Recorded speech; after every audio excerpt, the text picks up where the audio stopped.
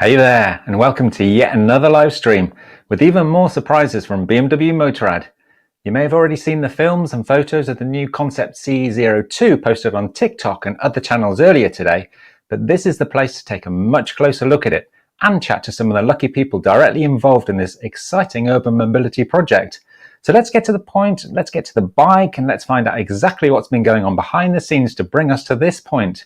As always, if there's anything you want to know, post a question in the comments and we'll get back to you, or maybe even answer it during the live stream. Anyway, first up, I'd like to welcome the head of vehicle design at BMW Motorrad, Alex Buchan, who's in our Munich studio with the new Concept CE02. Great to see you again, Alex. Hey, Andy, nice to see you too. Hey. So Alex, we were told some time ago that there would be some seriously cool electrified products for the urban environment coming our way. Having already seen the CE04 e-scooter unveiled just a couple of months ago, we've now got this super exciting but totally different concept to enjoy. So please tell us about the thinking behind the Concept CE02. Well, Andy, the thinking behind that. Basically, the entire project of the CE02 has been started as an open project, so to speak, as a kind of, let's say, experiment to become familiar with a new customer mindset and as a journey to define the urban mobility in a new way.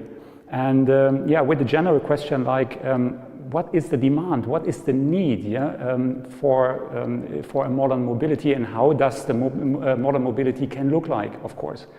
And to tackle these kind of projects, we had to learn to drop our learned knowledge in terms of our traditional motorcycle customers. And Andy, I can promise you this is not that easy. Did you ever try to forget things if you need to? This is not that easy. It's easy if you don't want to, but if you don't need to, this is really difficult. And we had to tackle these kind of projects, and we had really these, now have a little bit, wait a second, I need to organize myself. And it's kind of like sort of forget everything you ever thought you knew about motorcycles. Exactly, so I forgot it already. By the way, Andy, maybe you can forget them. You can try to forget our nice interview then later on, yeah? Yeah, but listen, Alex, it's amazing looking, and it's the second electrified model we've seen this year, isn't it? But it's clearly aimed at a totally different audience than the CE04, and maybe a much younger audience, I would say. It's definitely like that. It's definitely like that.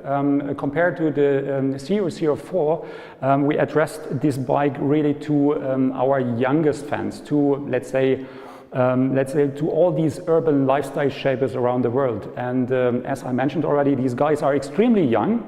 They are really design and lifestyle affine. They have a really, let's say, they are careless. They are, open-minded. They have a curious, open mindset. And on top of that, of course, they have a really, ecological consciousness. And this is definitely new to us. Yeah, of course, it's definitely a new audience, of course. Yeah, I'm really enjoying those close-up shots. Now, design-wise, we've never seen anything like this before from BMW Motorrad. It's, to me at least, it's neither a conventional motorcycle or a scooter as we know it. So can you please tell us a little bit more about the design journey of this latest concept, Alex? Okay, I try to, yeah, of course. We struck definitely a new path in terms of our learned, let's say, viewing habits about the modern motorcycles. And so we turned everything upside down, and we merged, a motorcycle proportion with the Bonanza bicycle proportion. And Andy, you remember that fancy Bonanza bicycle from the early 70s? This is exactly what we merged together. And we merged it quite a lot, and that's why we have that distinct, let's say, horizontal orientation of the bike, and of course these ape hanger handlebars. And and instead of using, let's say, these known dynamization tools, we have used mainly horizontals and verticals. And that's why we have that, let's say, distinct, unagitated dynamic on the bike. And Andy, may you feel it, subconsciously on the second layer, there is something more going around. And we have played a bit with these, what psychologists call it, you know, the Kindchen schema, or these childlike characteristics. You know, the big head with a cute little nose, with a tiny little specky arms and legs, and this compact body. And yeah, according to that, let's say, principles, we have also placed some oversized and undersized regions on the bike. And to make it a bit more tangible, I have, you know, I have to name a few of them. Yeah, like for example, these the disc wheels, of course, with the oversized tires, yeah, back and the front. We have also these oversized handlebar cover to hide all the wires and cables, as well as the tribal clamp and the fork cover, just to name a few of them. So this is the, let's say, the oversized regions. And for the undersized regions, of course, I need to name the micro TFT, of course. We have these tiny little taillight and headlight unit. And of course also the center of the body, because since we have placed, you know, the latest electric drivetrain technology next to it, we could make it really, really compact. And on top of that, we have this flat and floating seat with its visible structure, visible because we have used this semi-transparent seat cushion. And on top of that, of the seat, we have these belts to keep some baggage in place. And yeah, this brings me right away to the color and trim concept, because mainly all these, the main body panels are mainly in unpainted black plastic to emphasize, you know, the rugged and robust character of the bike, and to boost somehow, you know, the stickers we have on the bike. And yeah, to get a little bit more of contrast, of course, we have also placed these silver paint as engine cover, but keep in focus these fancy stickers, and I really like that. For example, here on the back wheel, yeah, these nicely done, or these bold graphic of the BMW badge here on the front wheel, and of course a little bit of lyrics as well. And I like that really much, you know, this little thing from Goethe. Yeah, I really like that little hint, you know, a little bit of lyrics. This is a bit contradictional, but I really like it. But I totally forgot to mention that we have placed also some Easter eggs on the bike to ignite somehow the curiosity of these guys. This is exactly what they want. That's why we have placed some Easter eggs, and of course I cannot betray all of them because otherwise it wouldn't be Easter eggs anymore. But one of these is already visible, and that's why let's keep an eye on that. So that means below the battery pack, we have this little rack here, and by first glance, it looks really like an ordinary rack with some foot packs, but a little detail makes a difference. This is this little hook here on this rack, so you can fix your skateboard on that. For example, yeah, this is just an example. So you can fix it, and in some easy little steps, you can fix it, and you have the most fanciest floorboard on earth on your bike. And this is, I think this is mega cool. So this is, you know, just briefly, you know, a short journey through all these fancy design features of the Concept CE02. Fantastic, Alex. There was a lot to get through there, I know, and very cool indeed. Loads of Easter eggs, loads of surprises. I like to see more Easter eggs, so definitely warrants a closer look. And I'm really loving the different proportions and the character of this concept bike. I'm just really interested to know, did it evolve much from the early sketches? Of course, Andy, of course. There's a big difference between the first sketches or the first proposals, the first renderings, so let's say, or compared to the final result, of course. And during the process, we made tons of sketches of different proposals to make, you know, to synchronize us, you know, to the customer mindset. And that's why we have also some sketches in the shelf just to visualize this a little bit. So, yeah. We have, to make it a bit more tangible, we have these early sketches, and all of them, they are totally different. They have a total different approach, but all of them are really nice, and I can promise you, if it were up to me, I would build them all, that's for sure. But it shows, you know, the journey or the path is never straight, and there's always a kind of interaction between the designer and the environment. But we have a lot more sketches We have another one, yeah, for example, this one, this is much closer to the current model, what we have today here. But you see that, for example, the skateboard rack is missing and the seat is totally different. So we discussed that back and forth, and then finally we ended with the next sketch. This is somehow, you know, the one what we see today here in life and in real. Yeah, and even in the details, yeah, we discussed a lot about, for example, yeah, this is an example for the handlebar, yeah, but we talked about the levers, the buttons, and something like that. And this was simply, yeah, not fitting because we couldn't see some, yeah, connections with the rest of the bike. So finally, we came then with the next picture, and this is much closer to the original what we have today here. So what you see is that, of course, there's always a kind of interaction, and yeah, the path is never straight. Andy, this is somehow, you know, how we let's say the change, or the yeah, this is what we did finally. Yeah. Yeah, and who wants a straight path anyway, Alex? Anyway, it's great to get those insights and just to see how you got to, how you know, fulfilled the journey and where you got to now. So fantastic sketches all the same. So can you explain though what a bike like this could be like to ride? I mean, it looks to me like it's got a really low center of gravity. It's a bit raked back. It looks a lot of fun to ride, but I can only imagine. Mm-hmm. Yeah, you're totally on the right path. I mean, without exaggeration, I mean, it's a pure fun. First of all, you hop on and you will definitely have a mega cool attitude on that bike. You know, you can't do something wrong. You don't need to learn how to sit on, and this is really, really cool. You hop on and you and the bike create a kind of symbiosis.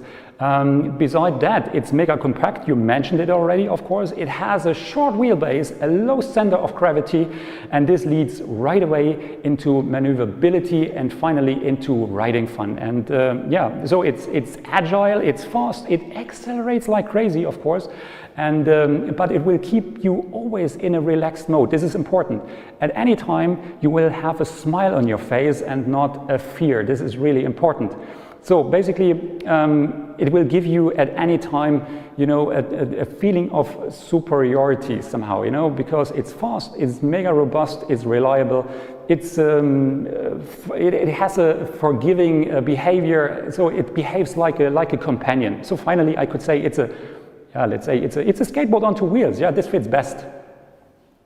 Yeah, it looks fantastic. And unfortunately for me, I live out on the countryside. I mean, it's an urban vehicle, clearly. So I guess it's not for me. But I do have a son and daughter in 2 different cities, and I know that they'd be really interested. So what would the licensing requirements be for an e-scooter like this? Yeah, Andy, well, if your kids have, you know, an A1 driving license, so it would be perfect. But if not, Andy, may you have to invest again in your kids. But seriously, I mean, I have it on the radar, what you meant. And for the moment, we have these A1 driving license in focus. But we are currently, you know, thinking about to make it, you know, even, to take it, to take different driving license in account, yeah, to make the CE02 more accessible as possible for different, you know, needs and demands, and to make it even more attractive, simply to enlarge the target group. So don't worry, we have it on the radar, so maybe there are some more options. We're gonna see. Good to know. Thanks, Alex. Yeah, now personalization, customization, you showed some stickers and graphics earlier. It's important among this target group, isn't it? So what options might be considered for an eventual production version? I mean, Andy, at the moment we are just talking about this concept bike, but I can promise you, as for an eventual production version, we would have tons of ideas, definitely. We will definitely have a bunch of different individualization pieces. And just to get, or to give you an imagination, also some sketches I'm gonna show you here, just to show you what it could be possible. For example, we have that one. This is, you know, our, let's say, art a bike, or street art bike, so to speak. We have tons of spray cans on the bike. You know, you see also these little searchlights down there below on the battery cover. also these, let's say the little screen, the orange one. So there is a lot what we can do. And yeah, I mean, and during the process, the designers had a lot of fun to develop a bunch of ideas that exceed already the normal individualization. But I want to show you this as well. And the next picture is, this emergency vehicle. For the Department of Health and Human Sources. Of course, this is, let's say, a little bit a joke, but a little bit the joke to our, let's say, current lifestyle with Corona. And in the upper left edge, you have these babushka, for example, she's serving the dishes. So this it exceeds already, the normal individualization, but it shows, the enormous creativity in my team. So for the serial production one, I can promise you there will be a lot of items we're gonna present them later on. Yeah, thanks for that. I mean, I love the way you guys let your imaginations run wild, and yeah, I totally understood why you can't elaborate too much. So moving on then. Look, I'm always interested in smart solutions that really embrace the future like this. So perhaps you can talk me through some of the tech on this latest concept, like such as the performance to weight or the overall battery range for the urban environments that the bike's designed for. Look, I mean, basically, it's just a concept bike. That means that all these numbers are still in motion and just a rough orientation, not more, not less. But we are thinking about 11 kilowatts, of course, engine power. We are talking about something like 120 kilograms, empty weight, as well as 90 kilometers of range and a max speed, round about 90, something like that. And the seat height, we are talking about for that one 730. So, but this is just a rough orientation. So keep in mind, this stuff is still in motion. Totally understand. Yeah, it's good to get the ballparks, if I can, a little bit from you anyway, Alex. So, but just looking at it from here, through my screen, it looks so much lighter than a typical motorbike. So I'm guessing it'll be super easy to negotiate the city traffic on. But I'm actually now wondering if it could also fit on the back of a camper van for those longer road trips where, entering cities with low emission zones or congestion charging areas would otherwise be pretty expensive in my camper. Yeah, I agree. It's the right tool to negotiate the city traffic and crowded roads because it has definitely the ideal DNA, so to speak. So it's mega agile, as you mentioned. It's fast. It accelerates like crazy, of course. And you're totally right. And it could fit as well on a camper. So it's light enough and mega compact. It would definitely be the right companion on a long distance trip, so to speak. Especially as an alternative in low emissions zones. So why not? Yeah, it could work. Okay, yeah. So on a slightly more serious note, now, do you think the events of the past 18 months have actually had a lasting effect on the way people are traveling around our cities now? And that many are maybe looking for more freedom, more personal space, and dare I say it, increasingly independent ways of modern urban mobility? To be honest, I don't know. I mean, if this has any effect, I mean, could be, could not be. I guess I'm not enough traffic scientist or a psychologist. This question is simply too three-dimensional to answer that question seriously. So I don't know. Okay, fair enough. Yeah, it's a tough question for sure. But I mean, if you're able to first experience sustainable fun riding on a cool e-bike like this at, say, age 16, it's unlikely that you're going to make a switch to fossil-fueled internal combustion engines afterwards. So I'm kind of now wondering if there could be other e-models in the pipeline for these new customers to upgrade to. Good question. Of course, Andy. I mean, there are some other e-models planned, to upgrade as well, of course. And even though I can't tell you, too concrete right now, but keep in mind in 2019 we have shown our Vision DC Roadster, and this is already a proper hint, that we're gonna rock the e-mobility market with a lot more models, of course. Yeah, that's good news for sure, Alex. Now, I'm assuming that these future customers won't be coming from a typical motorcycle background, so perhaps they won't know about typical rider equipment. So what are you likely to offer that is stylish but also functional? Andy, I think I really like the question, but I guess this is more relevant for gear and garment. So let's shift this question to my charming colleague Julia, and she is much deeper into this kind of stuff. So come on, Julia, come on stage. Huh?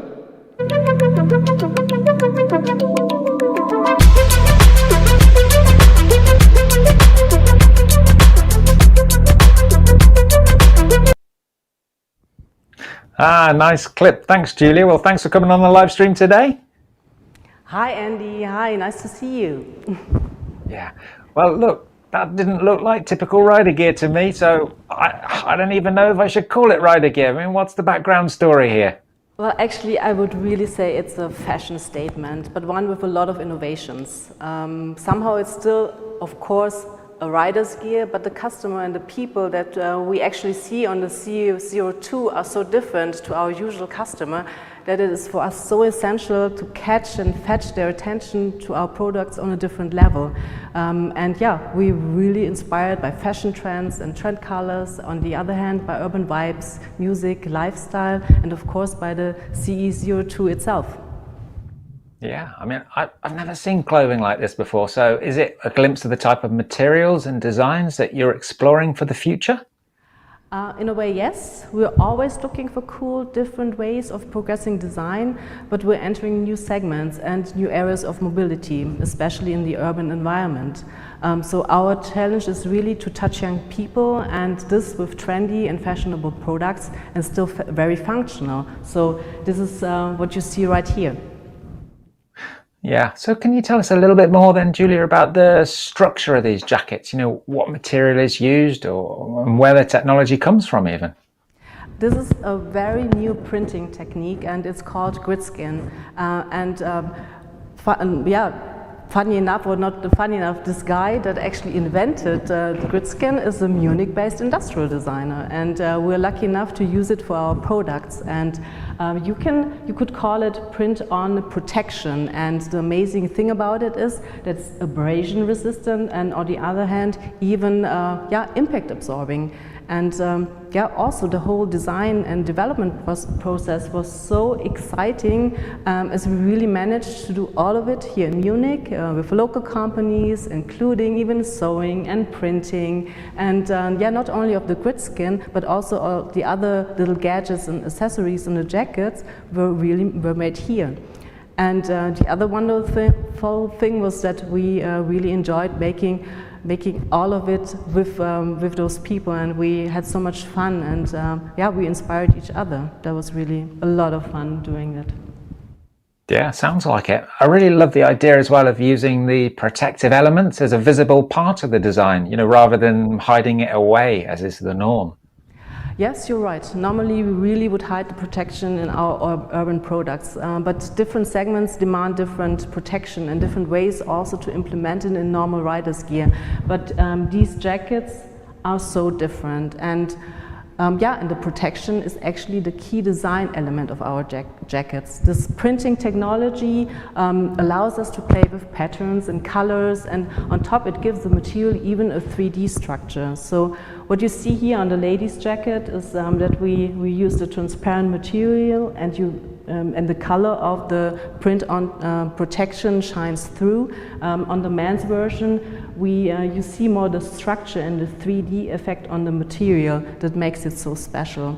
But also, not only revelation, the functionality makes the connection to the CE02 with its transparent seat, but also the graphics and colors of the bike were inspiring for our design. Yeah, can you tell me a little bit more about the graphics and colors? Because, I don't know, there's something retro about them. Yep, a lot of these colors are fashionable right now and remind us actually of the late 80s and early 90s. And on top we played with gold and gradient colors. On the other hand, how we place the graphics and using serifs reminds you even more on high fashion labels. And then on the other hand, you can also see classical color combinations like black and white.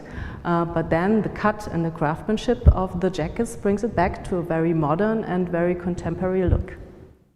Yeah, it certainly does. Thanks, Julia, for showing us all that. I mean, there are some real firsts there for BMW Motorrad for sure. So I'm really looking forward to seeing how these design concepts progress in the near future too. So, right, I think we've got a little time left for a few questions from our community. So let's see if we can bring Alex back into the studio and also see if we can't get the first question up on our screens, please.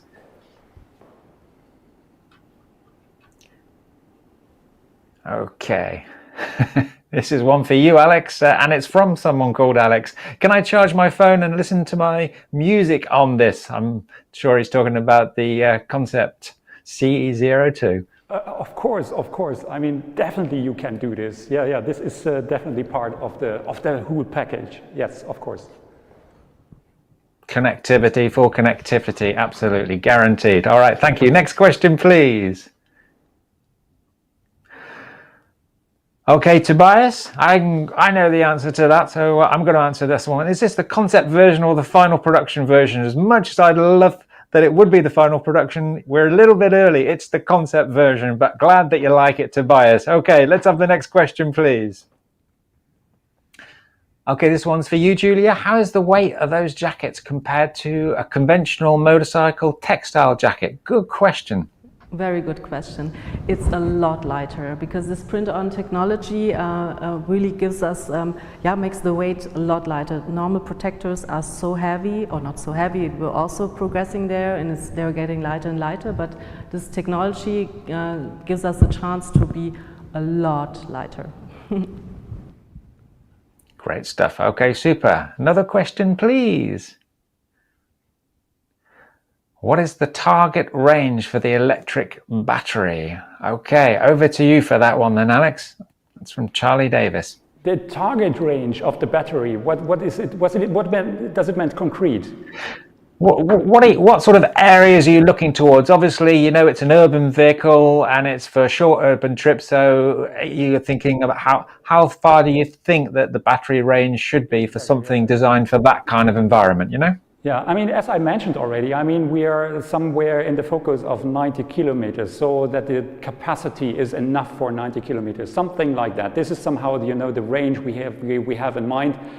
And this is something, a rough orientation, so to speak. But we're gonna see. I mean, of course, we are dealing with these kind of stuff still. So this could be that there's a little bit, let's say, room for motion, so to speak. But let's say 90 kilometers. Yeah. 90 kilometers. I think that's around 55 miles for those of you who work in miles still. So yeah, thanks for that, Alex. Okay, could we have another question, please?